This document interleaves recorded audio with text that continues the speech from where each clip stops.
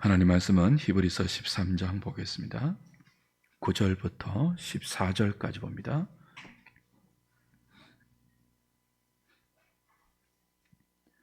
신약성경 369페이지입니다. 히브리서 13장 9절부터 14절까지 제가 한 절, 여러분이 한 절 교독합니다.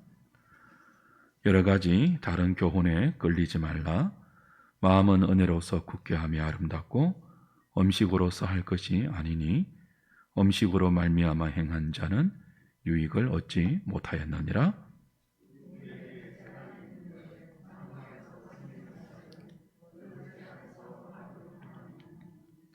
이는 죄를 위한 짐승의 피는 대제사장이 가지고 성소에 들어가고 그 육체는 영문 밖에서 불사람이라.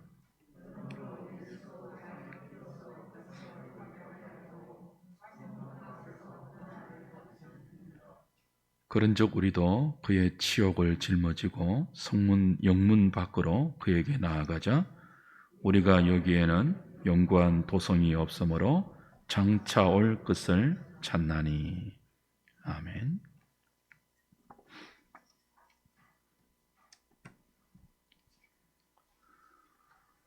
히브리서를 받는 독자들은 유대교에서 기독교로 개종한 히브리인들이 대부분입니다. 복음을 듣고 예수를 영접하고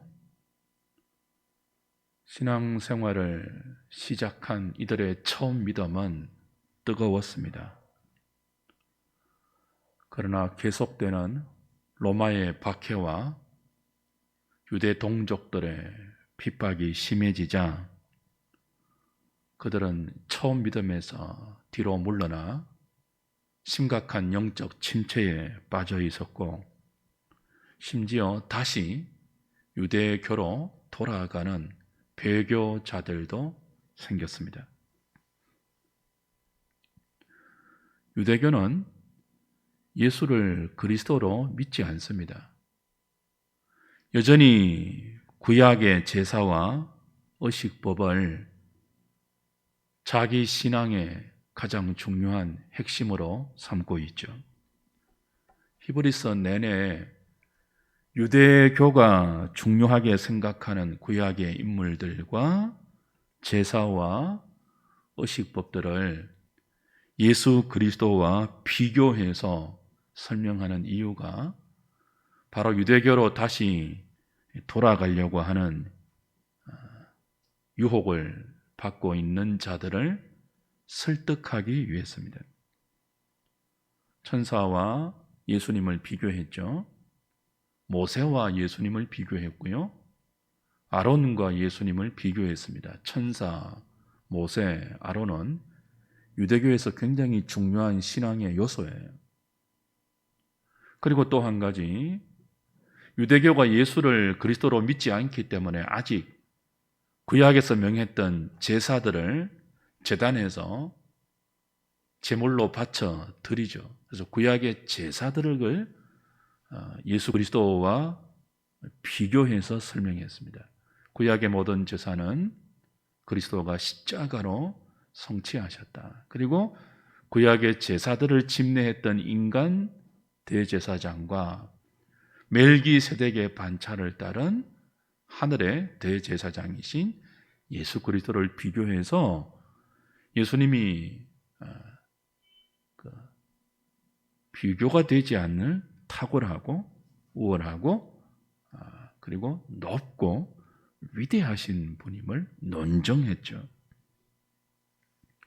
그래서 오늘 본문에 오면 제단을 비교합니다. 유대교가 중요하게 생각하는 제단과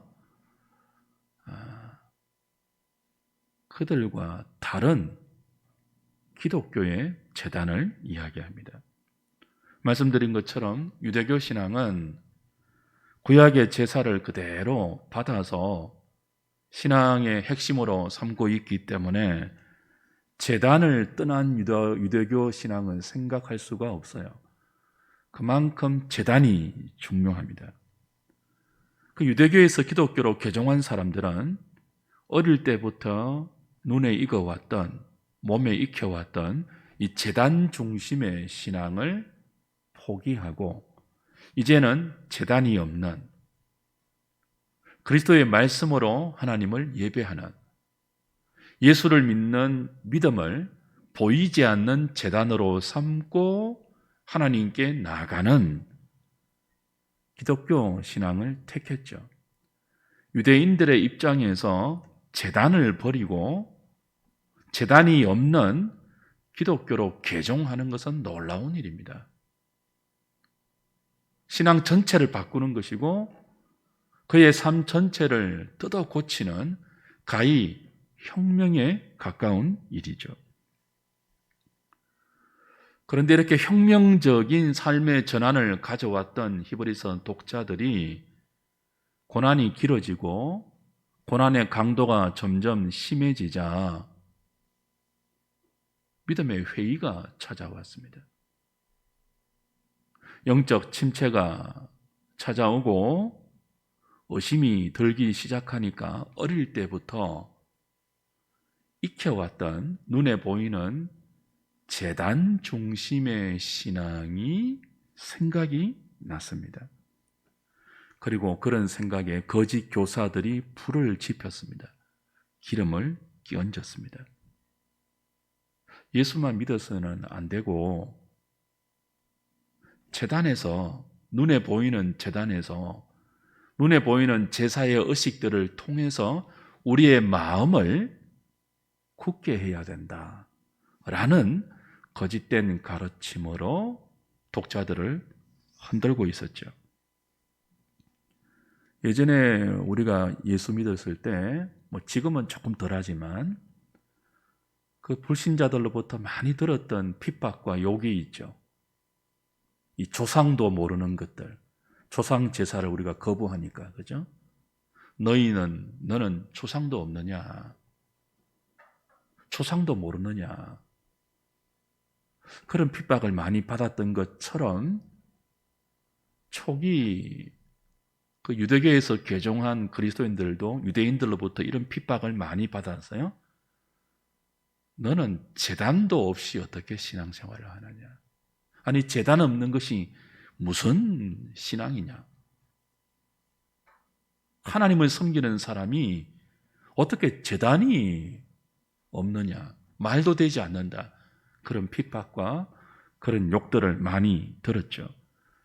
여기에 대한 히브리서의 답변이 무엇입니까? 우리에게도 제단이 있다는 거예요.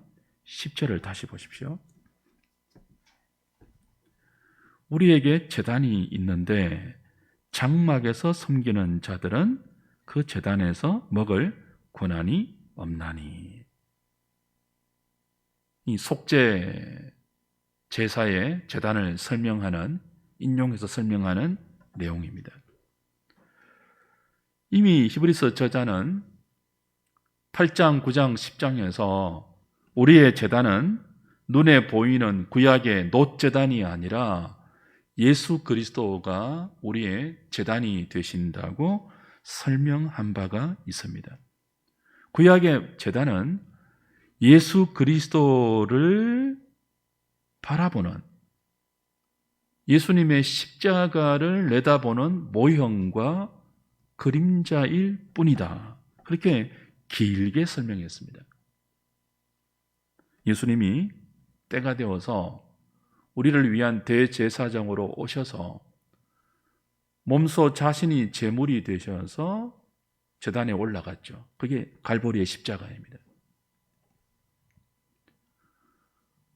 짐승 제물이 아니라 당신을 온전한 제물로 바쳐서 십자가에 드렸을 때 성소와 지성소를 막고 있었던 휘장이 찢겼고, 죄인들이 예수를 의지하면 누구나 하나님께 담대하게 나갈 수 있는 새롭고 산 길을 열어주셨습니다.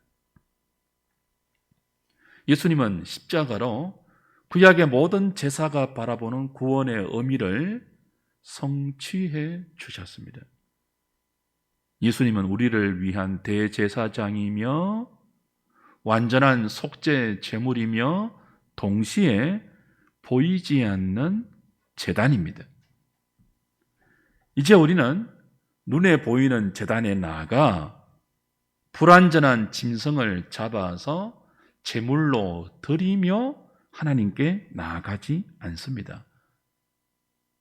제사의 실체가 다 오셨는데 왜 다시 모형을 붙들고 그림자를 붙들고 하나님께 나아가겠습니까? 유대교가 왜 아직도 제단을 중요하게 생각한다고요? 예수님을 구약 제사의 율법의 모든 의미를 성취하신 우리의 그리스도임을 믿지 않기 때문입니다.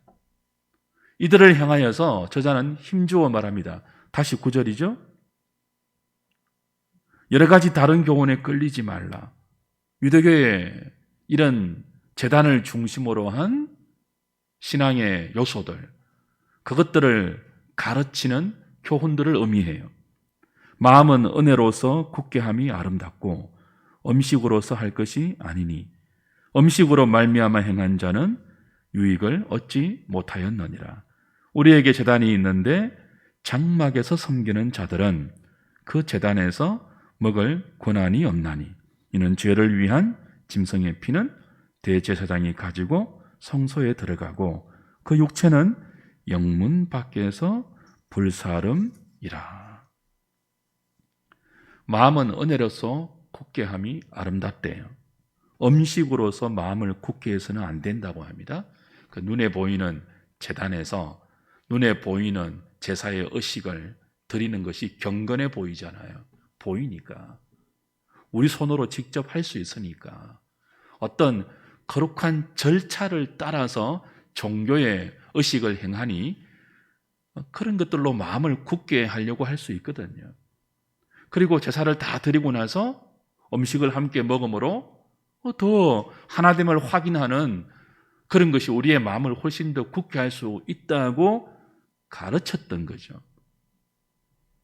예수로는 부족하고 눈에 보이는 제단에서 드리는 제사와 그 제물을 함께 나누는 음식에 관한 이런 시간들이 우리의 신앙과 우리의 마음을 훨씬 더 강하고 굳게 할 수 있다는 다른 교훈이 히브리서 독자들을 흔들었던 것입니다. 이들을 향하여 저자가 뭐라고 한다고요? 우리에게는 다른 제단이 있고 다른 음식이 있다. 그런 말을 지금 하는 거예요. 그러면서 속죄일의 제사를 인용합니다. 오늘 10절, 11절, 12절은 대속죄일의 속죄 제사를 설명하는 내용입니다. 레위기 6장으로 가보십시오. 레위기 6장. 레위기 6장 24절부터 봅니다.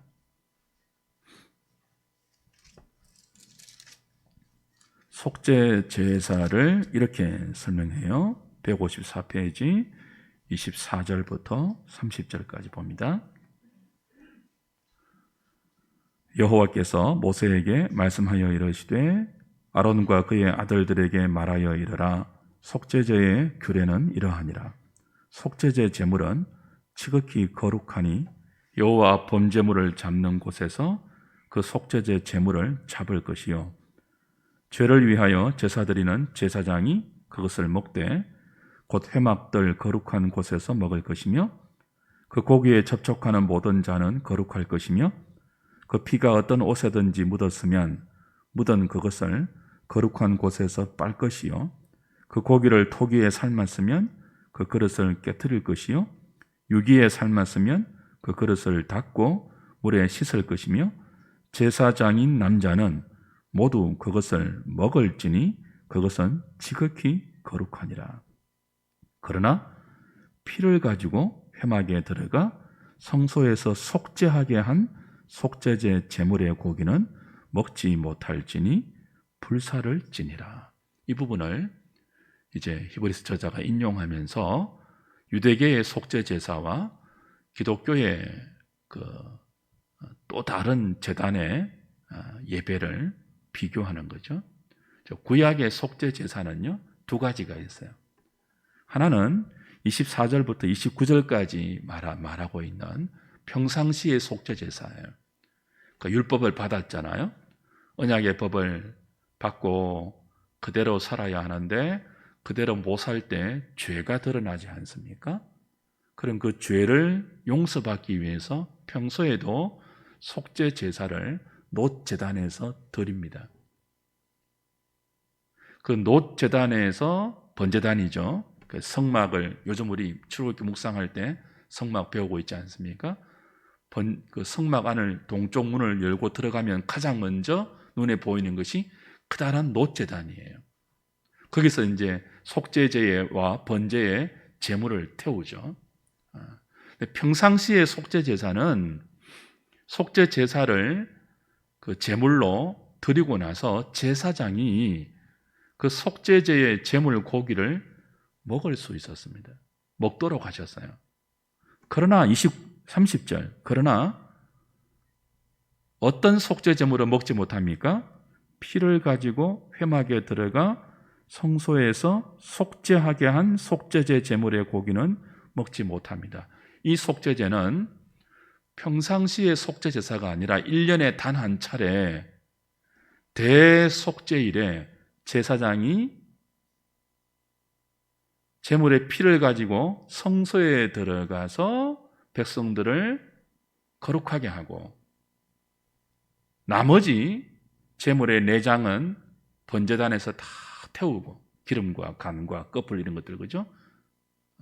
나머지 고기는요, 평소에 속죄 제사 고기는 제사장이 먹을 수 있었지만 이 대속죄일, 1년에 한 번 대속죄일의 제물의 고기는 영문 밖으로, 이스라엘 광야에서 이스라엘 백성들이 진을 치고 성막을 중심으로 해서 진을 치고 살았지 않습니까? 그 진이 영문이에요, 영문. 근데 이 속죄제 제물로 바쳐진 고기는 백성들의 죄를 다 짊어진 고기예요. 그렇죠? 속죄일의 제사는 1년 내내 평상시에 드렸던 모든 속죄 제사를 완성하는, 완결하는 의미거든요. 그러니까 모든 이스라엘의 죄를 속죄일의 제물이 다 짊어져요. 그 피를 대제사장이 성소로 가지고 하나님께 들어가고, 그때 고기는요, 모든 속죄 제사의 완성이기 때문에 먹지 못하고 영문 밖으로, 영문 밖은 부정한 곳이에요. 이스라엘의 진영은 성막을 중심으로 해서 거룩한 하나님과 함께 하기 때문에 거룩한 진영이에요. 그런데 이 영문 밖은 부정한 곳이죠. 그러니까 죄를 다 짊어졌으니까 부정한 곳에 나가서 태우게 되어 있었습니다. 그러니까 모든 죄를 영문 밖에서 제물의 고기를 태움으로 처리했다는 뜻이죠. 그래서 대속죄일의 제물의 고기는 먹지 못했습니다. 태워야 되니까. 영문 밖에서 태워서 처리해야 되니까. 예수 그리스도가 모든 제사를 성취하셨고 완성했다고 했죠. 그 중에서도 속죄일의 속죄 제사를 완전하게 성취했죠. 어떻게 해요? 대속죄일의 속죄 제물은 영문 밖에서 불살랐다고 하지 않았습니까? 예수님이 우리의 제물로 예루살렘 성 밖에 골고다로 끌려가셨죠. 성 안에서 재판을 받고 성 밖으로 끌려가 골고다, 해골이라고 하는 곳에 갈보리에 끌려가서 거기서 피를 흘리고 죽으셨습니다. 그 속죄 제사를 완전히 완성하신 것이죠. 그리고 예수님은 대속죄일에 먹지 못했던 음식을 이제 완전한 속죄를 완성하신 후에 우리에게 당신을 음식으로 내어 주셨습니다. 그러니까 구약 속죄일의 제사와 예수 그리스도의 십자가의 제사가 유사점이 있고 차이점이 있는데요. 유사점은 뭐예요? 영문 밖에서 불사르는 것, 영문 밖에서 죽임당한 거예요. 그러나 차이점은 뭐죠? 대속죄 이래는 먹지 못했죠, 제물을. 그러나 예수 그리스도의 십자가로 완성한 대속죄의 제사는 먹을 수 있습니다. 뭘 먹습니까? 짐승의 고기가 아니죠. 예수 그리스도 당신 자체를 우리의 음식으로, 우리의 양식으로 내어 주셨죠. 요한복음 6장 가보십시다. 53절부터 보십시오. 요한복음 6장 53절부터.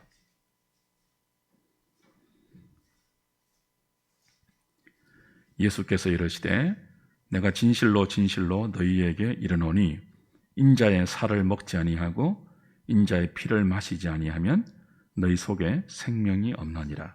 내 살을 먹고 내 피를 마시는 자는 영생을 가졌고 마지막 날에 내가 그를 다시 살리리니 내 살은 참된 양식이요 내 피는 참된 음료로다. 내 살을 먹고 내 피를 마시는 자는 내 안에 거하고 나도 그의 안에 거하나니 살아계신 아버지께서 나를 보내심에 내가 아버지로 말미암아 사는 것 같이 나를 먹는 그 사람도 나로 말미암아 살리라.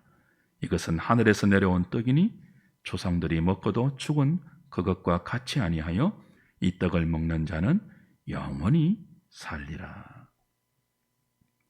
오병이어의 기적을 베풀고 나서 군중들이 예수님을 따라가면 떡이 생기겠구나를 알고 억지로 예수님을 임금 삼으려고 다 따라옵니다.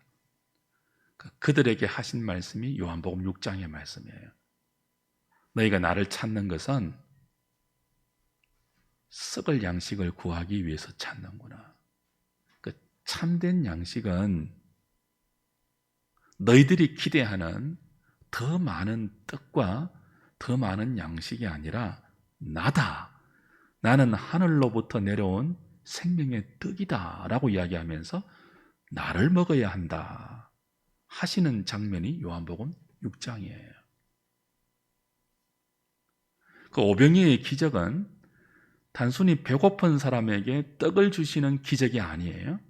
이건 십자가를 예표하는 표적입니다. 사인이에요. 십자가에서 예수님 자신을 우리에게 양식으로 내어주시는 속죄일의 완성제사가 십자가임을, 그 십자가는 단지 우리의 죄를 용서하는 자리일 뿐 아니라 예수님을 우리에게 새로운 양식으로 내어주는 은혜의 장소임을 가르쳐주고 있죠.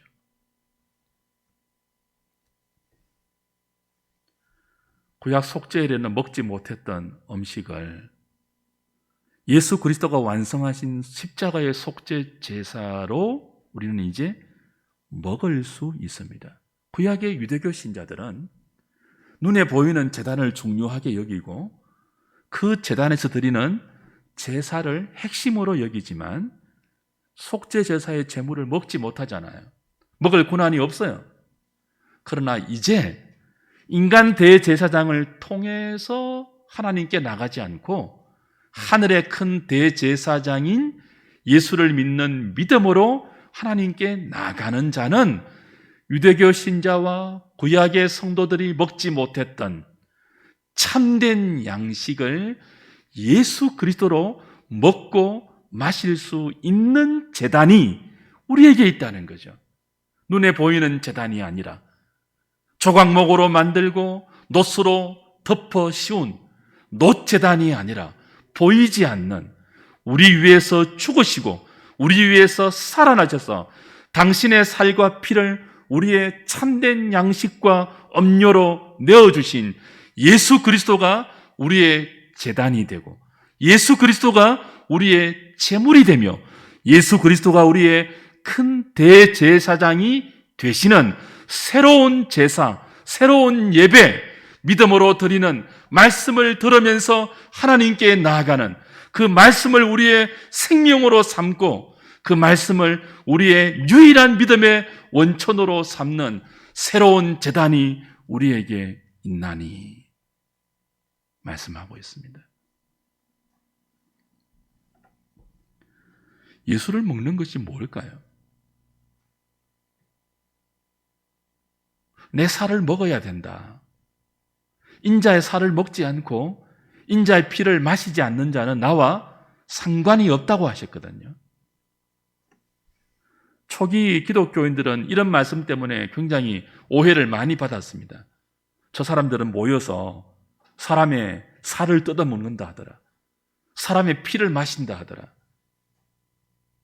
정말 우리는 식인종들입니까? 예수를 먹는 게 뭐예요? 예수를 마시는 게 뭐예요? 요한복음 6장 내내 그 말씀을 하시거든요.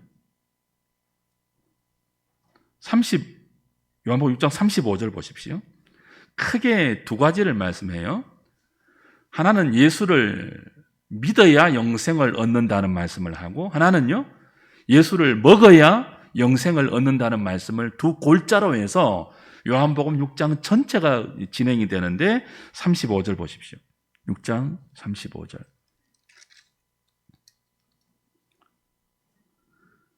나는 생명의 떡이니 내게 오는 자는 결코 추리지 아니할 터이요 나를 믿는 자는 영원히 목마르지 아니하리라. 믿는 자는 영원히 목마르지 않대요. 믿는 자. 40절 보십시오. 내 아버지의 뜻은 아들을 보고 믿는 자마다 영생을 얻는 이것이니. 자, 예수를 믿는 자가 영생을 얻는 것. 아들을 보내신 아버지의 뜻이죠. 47절 보십시오. 진실로 진실로 너희에게 이르노니 믿는 자는 영생을 가졌나니. 자, 믿는 자가 영원히 목마르지 아니하고 믿는 자가 영원한 생명을 얻는데요. 구원을 받는데요. 그런데 51절 보십시오. 51절. 영생을 이야기하다가 51절은 나는 하늘에서 내려온 살아있는 떡이니 사람이 이 떡을 먹으면 뭐 한다고요? 영생하리라. 내가 줄 떡은 그 세상의 생명을 위한 내 살이니라 하시니라. 54절. 내 살을 먹고 내 피를 마시는 자는 무엇을 가졌고요? 영생을 가졌고. 58절 다시 보십시오. 이것은 하늘에서 내려온 떡이니 조상들이 먹고도 죽은 그것과 같이 아니하여 이 떡을 먹는 자는 영원히 살리라. 자, 무엇과 무엇을 대조해서 설명합니까? 하나는 예수 믿어야 영생을 얻는다는 말씀을 하고, 하나는요, 예수를 먹어야 영생을 얻는데요. 그럼 무엇과 무엇이 같은 거예요? 예수 믿는 것은 곧 예수님을 먹는 거예요. 그 예수 먹는 것이 뭐예요? 예수 믿는 것이 뭡니까? 많은 사람들이 예수 믿는 것을 타락한 본성이 이끄는 종교성대로 생각해요. 급할 때, 내가 어려움을 겪을 때, 내가 힘들 때 나를 도와주는 분, 그 정도로 예수 믿는 것을 오해하는 분들이 많아요. 근데 밥은요, 음식은요, 급할 때만 먹지 않습니다. 매일 먹습니다. 살기 위해서. 예수 믿는 것은 예수를 먹는 것인데요, 급할 때만 찾는 것이 아니라, 내가 어려울 때만 찾는 것이 아니라 평소에 매일 먹어서 내 생명을 그 양식으로 보존하고 유지하듯이 내 삶의 모든 힘의 근원을 매일 몇 끼 먹는 양식으로 삼듯이 예수 믿는 것은 어려울 때만 찾고 의지하는 것이 아니라 매일 예수님을 내 삶의 새로운 힘의 근원으로, 내 생명의 유지와 보존의 원천으로 매일 의지하는 거죠. 매일 찾는 거죠. 매일 그분을 따르는 거죠.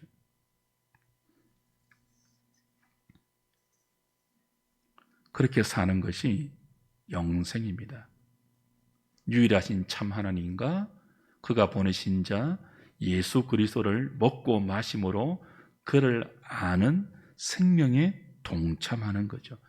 그렇게 사는 것이 예수님이 하나님 아버지로 말미암아 살았듯이 우리도 예수님으로 말미암아 삶는 것입니다. 자, 생각해 보십시오. 밥을 먹으면 그 밥의 힘으로 살지 않습니까? 밥으로 말미암아 살아요. 우리는 육체를 가진 모든 인생은 밥으로 말미암아 살죠. 그처럼 예수 믿는 것이 뭐예요? 예수로 말미암아 사는 거예요. 예수 믿는 것은 그저 정신적인 도움 정도가 아니에요.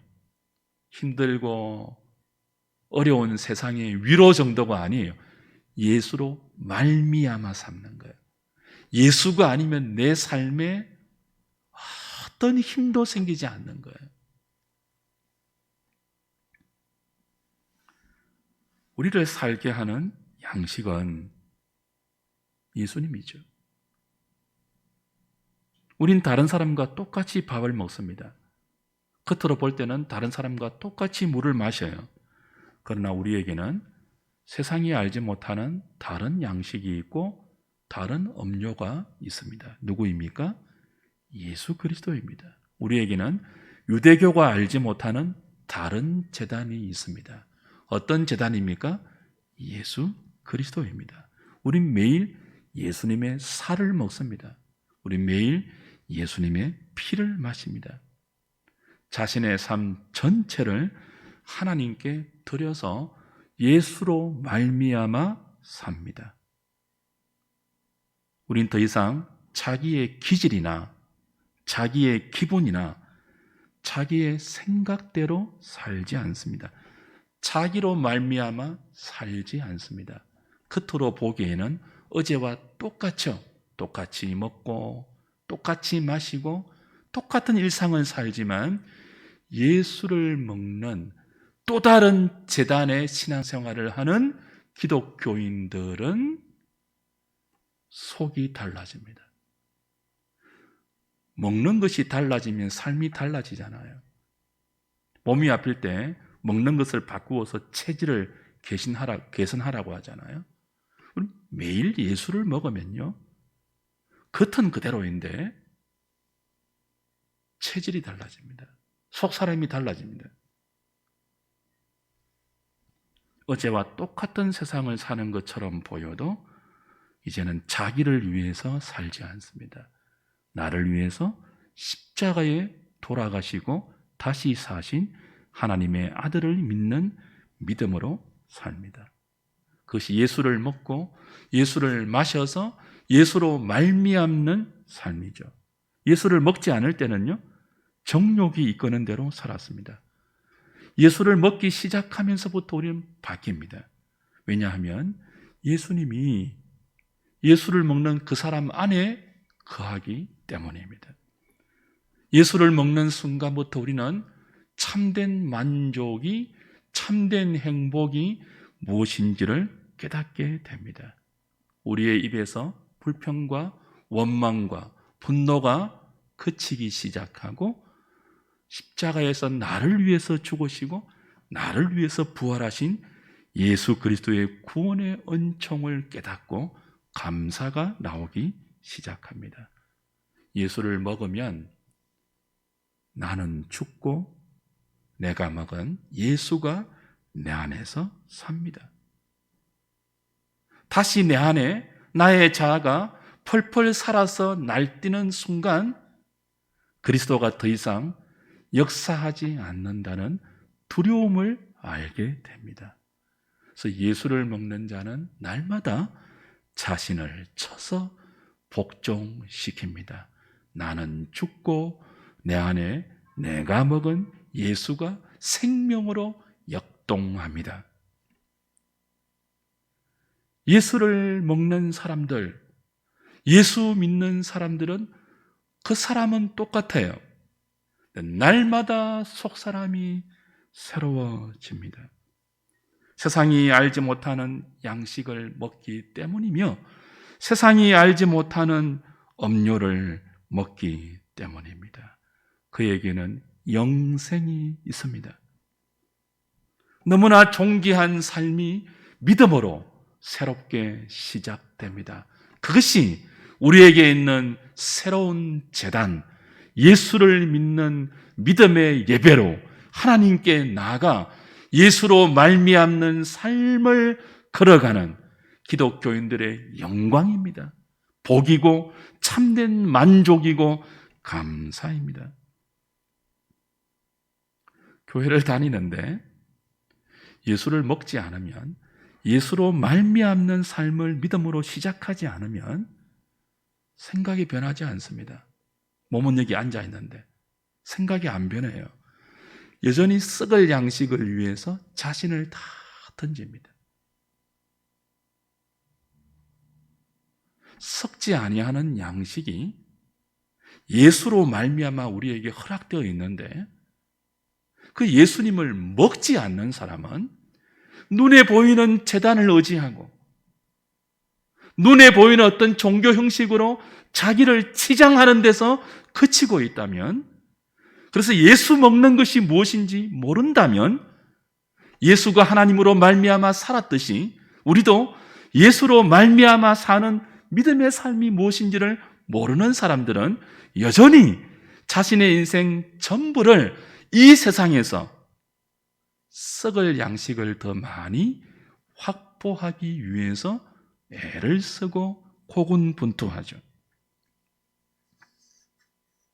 주 안에 사랑하는 여러분, 예수님은 속죄제의 완전한 제물이 되셔서 우리를 위한 새로운 양식이 되어 주셨습니다.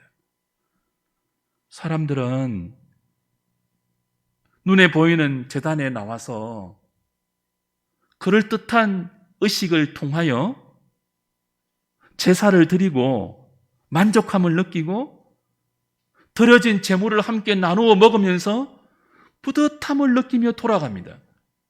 그러나 그들이 모르는 것이 있습니다. 죄로 말미암아 망가지고 썩어 문드러진 우리의 영혼이 먹는 음식으로 결코 아름다워질 수 없으며, 먹는 음식으로 삐뚤어지고 왜곡된 우리의 마음이 굳어질 수 없음을 모르고 있습니다. 우리의 영혼을 음식이 고칠 수 없음을 모르고 있습니다. 우리의 영혼을 새롭게 하고 존귀하게 하고 그 영혼이 바탕이 된 아름다운 삶은 음식을 나누어 먹는 것이 아니라 예수를 먹는 것에 달려 있음을 사람들이 모르고 있습니다. 주 안에서 사랑하는 여러분, 우리를 위해서 영문 밖으로 끌려가서 십자가에 피 흘리고 돌아가신 예수를 먹어야 합니다. 그것이 우리에게 있는 또 다른 제단입니다.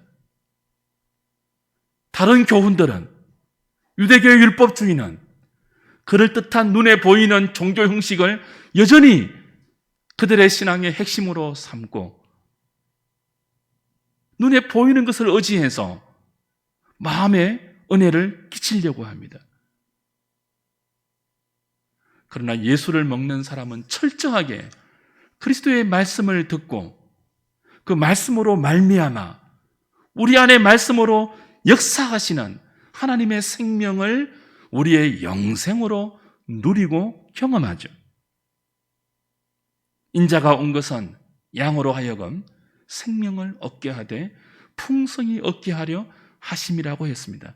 우리가 어떻게 풍성한 생명을 누립니까? 예수님을 먹어야죠. 예수 믿는 것은 장식이 아닙니다. 몸만 여기 앉아 있는 것이 아닙니다.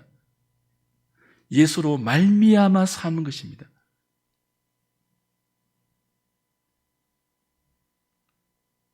자신이 주인이 되어서 자신의 계획을 이끌어가면서 도와주십시오 이게 아니고, 예수님 이거 도와주셔 이게 아니고, 예수로 말미암아 사는 것입니다.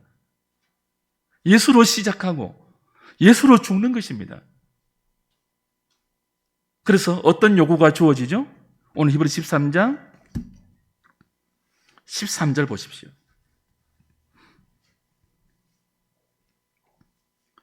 같이 읽을까요? 시작. 그런즉 우리도 그의 치욕을 짊어지고 영문 밖으로 그에게 나아가자. 자, 히브리서 독자들이 영적 침체에 빠져 있습니다. 왜요? 고난 때문에. 영문 밖에 고난 때문에. 유대인들에게 당하는 핍박과 로마 당국이 가하는 핍박 때문에 고난이 없는 삶을 살고 싶은 그 유혹을 받았고, 그 다른 교훈에 끌려서 예수를 믿는 믿음의 자리에서, 예수를 먹는 생명의 자리에서 떠나 음식을 먹는 자리로, 눈에 보이는 제단이 우리에게 만족을 주는 다른 교훈으로 떠나려 하고 있습니다. 이들에게 히브리서가 뭐라고 말합니까? 아니다. 예수를 먹는 또 다른 제단을 갖고 있는 기독교인들은 고난을 피하려고 해서는 안 된다. 우리를 위해서 예수님이 속죄제의 제물이 되셔서 영문 밖으로 끌려가 십자가에서 죽임을 당한 것처럼 우리도 그의 치욕을 짊어지고 영문 밖으로 나가야 한다. 무슨 뜻입니까? 고난을 받아야 한다는 거예요. 고난을 피하려고 하지 말고 고난을 받음으로 예수를 먹고 예수를 마시는 삶을 시작해야 한다는 것입니다. 주 안에서 사랑하는 여러분, 예수님을 먹으면, 예수님을 마시면 세상이 두렵지 않을 수 있습니다.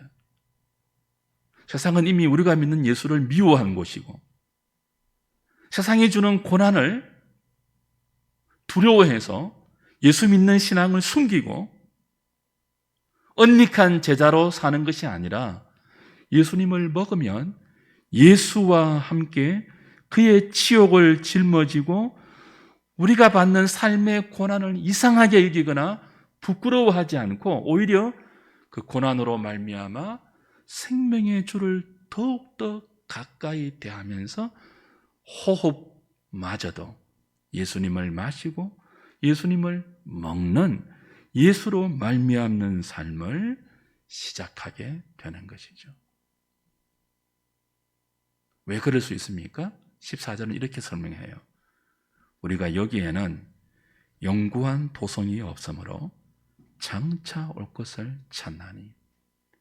십자가에 죽으시고 부활하신 예수님은 우리에게 또 다른 제단을 허락해 주셨고 자신을 속죄제의 고기로, 음식으로 내어주셨습니다.